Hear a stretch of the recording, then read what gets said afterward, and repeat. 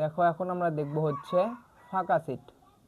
ফাঁকা সেট ফাঁকা সেট কীরকম দেখো, তোমাদেরকে দিবে হচ্ছে এরকম, দেখবো হচ্ছে এরকম একটা ফাঁকা সেট। এটা এরকমভাবে প্রকাশ করা যায়, আবার এরকম দাগ দিয়ে তোমার দিকে একটা দাগ দিবা, এরকমভাবে প্রকাশ করা যায়।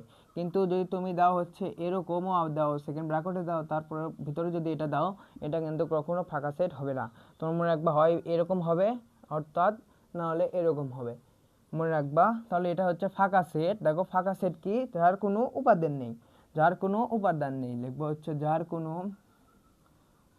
কোনো উপাদান নেই, উপাদান নেই।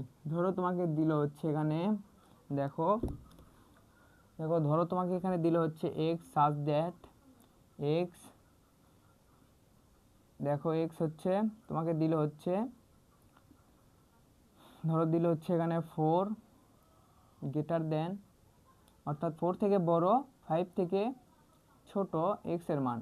তাহলে এখানে কি আছে দেখো, 4 এবং 5 এর মান এখানে হচ্ছে, ধরো তোমাকে দিল হচ্ছে, দেখো দাঁড়াও, ধরো তোমাকে দিল হচ্ছে এক্স সাজ দ্যাট এক্স একটা হচ্ছে স্বাভাবিক সংখ্যা, যেখানে যেখানে এক্স হচ্ছে 3 থেকে, দেখো এক্স হচ্ছে 3 থেকে বড় এবং হচ্ছে 5 থেকে ছোট।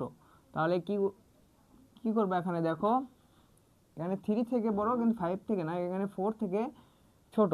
তাহলে দেখো 3 এবং 4 এর মধ্যে কি কোনো কিছু আছে, অর্থাৎ 3 থেকে বড় 4 থেকে ছোট, তাহলে এর মধ্যে কি কোনো স্বাভাবিক সংখ্যা আছে? এর হচ্ছে স্বাভাবিক সংখ্যা। কোনো কি স্বাভাবিক সংখ্যা আছে? কোনো কিন্তু স্বাভাবিক সংখ্যা নেই। তার মানে এটাই হচ্ছে ফাঁকা সেট। যদি কোনো উপাদানই না থাকে তাহলে কি এখানে আছে হচ্ছে যার কোনো উপাদান নেই। তাহলে উপাদান যেহেতু নেই, তার মানে এখানে হবে হচ্ছে ফাঁকা সেট। অর্থাৎ এটাও দিতে পারো সেকেন্ড ব্র্যাকেট দিয়ে, এটাও দিতে পারো। তাহলে এটাই হচ্ছে ফাঁকা সেট, অর্থাৎ যার কোনো উপাদান নেই। দেখো 3 এবং 4 এর মধ্যে কোনো কিছুই নেই। আমাদের বলছে 3 থেকে বড় 4 থেকে ছোট, তাহলে এর মধ্যে কি কোনো আছে? 3 4 একবারে ডাইরেক্ট 4। তাহলে এটাই হচ্ছে ফাঁকা সেট। দেখো আমরা পরেরটা আলোচনা করি।